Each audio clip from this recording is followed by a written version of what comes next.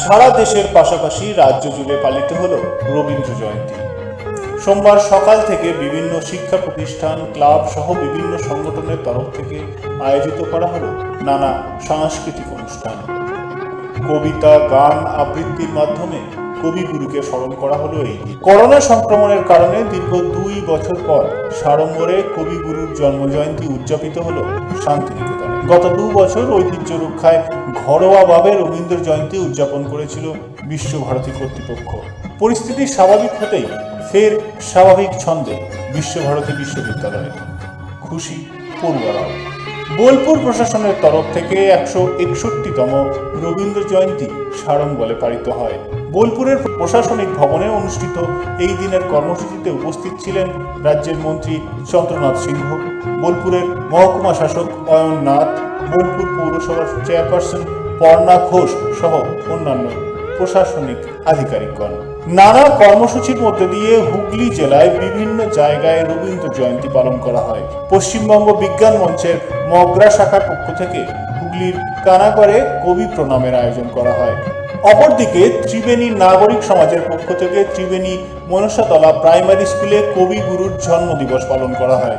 উপস্থিত ছিলেন বাঁশবেড়িয়া পৌরসভার পৌরপ্রধান আদিত্য নিয়োগী সহ এলাকার বহু মানুষ। বাঁশবেড়িয়া পৌরসভার পক্ষ থেকে কবিগুরুকে স্মরণ করা হয় এই দিন। পৌরপ্রধান, উপপ্রধান সহ উপস্থিত ছিলেন কাউন্সিলরগণ।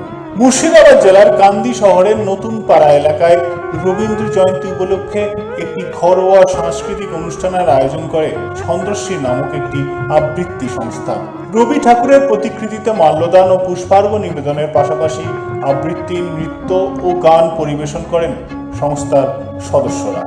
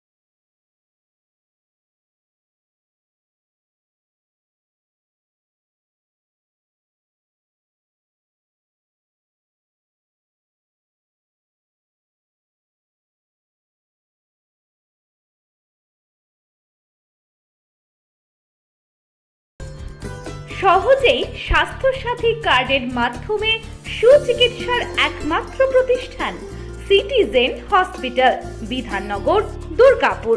Helpline number 9800897855। অ্যাপয়েন্টমেন্টের জন্য ফোন করুন 7477783932 কিংবা 9933475697 এই নম্বরে।